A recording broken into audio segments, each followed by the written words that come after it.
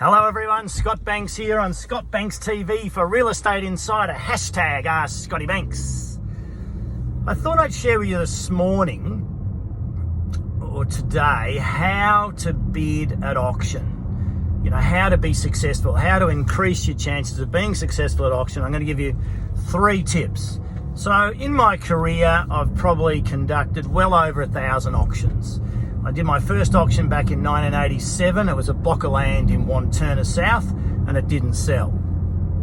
So I remember my first. I don't remember after that what happened, what my second was, what my third, but I do remember my first, and I do remember it passed in at auction, which was very disappointing at the time. Fortunately, I've had quite a few auctions sell at auction since then. So I just wanted to share with you 3 things. I'm just on my way to an auction now to bid for some very good friends, and then I've actually got to go and bid at another auction following that for some family at another property. So front and centre at the moment is my thought process on how to best be successful and help, you know. So heading to the auction now, you know, the butterflies are starting to kick into the stomach. I'm starting to feel a little bit on edge because I care about the outcome. And, you know, people have entrusted me with this honour of buying, you know, a family home on their behalf, and I want to do my best. You know, I really want to do my best.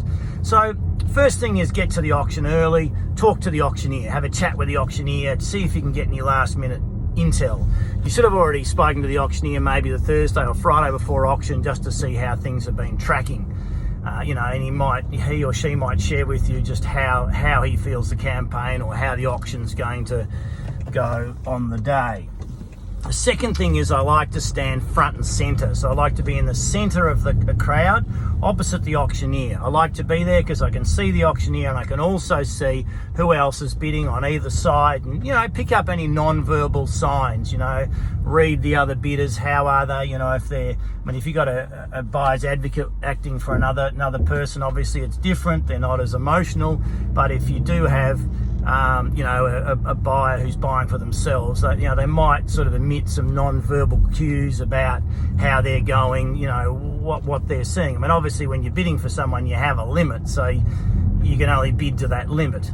But, you know, just doing your best to try and sort of, you know, slow the auction down. So that brings me to the third tip, actually, is bidding at auction. How do you bid at auction? So I've done many things. I've started auctions, you know, I haven't bid until the very end, and I put a bid in at the end, and I've been successful with one bid. So each auction is unique. You know, you need to just read the auction. You need to probably, if you're going to be bidding for yourself, attend a few auctions, get a feel for it so you understand what's happening. You know, you might go and see the particular auctioneer that you know is going to be auctioning the property that you're interested in, and just see what his or her style is, so you get a bit of a feel as to how it's going to play out. Because when you're in there and it's your day and it's your property, I tell you, the emotions can get quite high. So with the bidding at auction, you can either, you know, bid quickly or bid slowly. You know, in a way, the idea is to try and take control of the auction, try and send the message to other buyers that you're there to buy.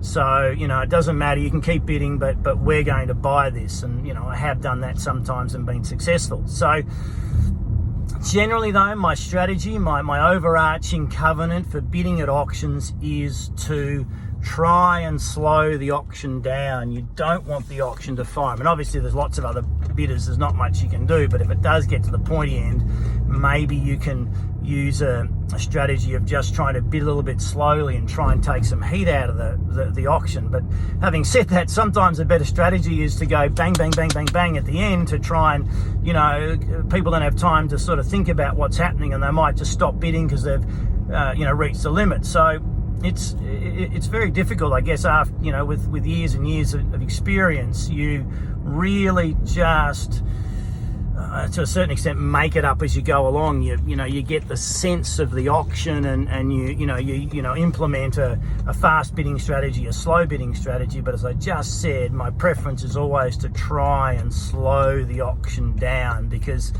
other bidders that don't have the confidence, you know, if they see the auction, you know, slowing a bit, they might start to feel a little bit uneasy. You know, they don't have the same confidence to just keep going. But So it's, it's a bit of a mixed bag, but look, I hope it's been helpful. I'm a couple of minutes away from, turning up to this auction today, and I wish the buyers that I'm bidding for today, some good friends, all the very best. And also, I'm bidding for, a family member, as I said, straight after this as well. So good luck, best wishes to all today. Hopefully it's a successful day for the parties that are wanting to buy some houses today. Thanks for watching. As always, have a great day.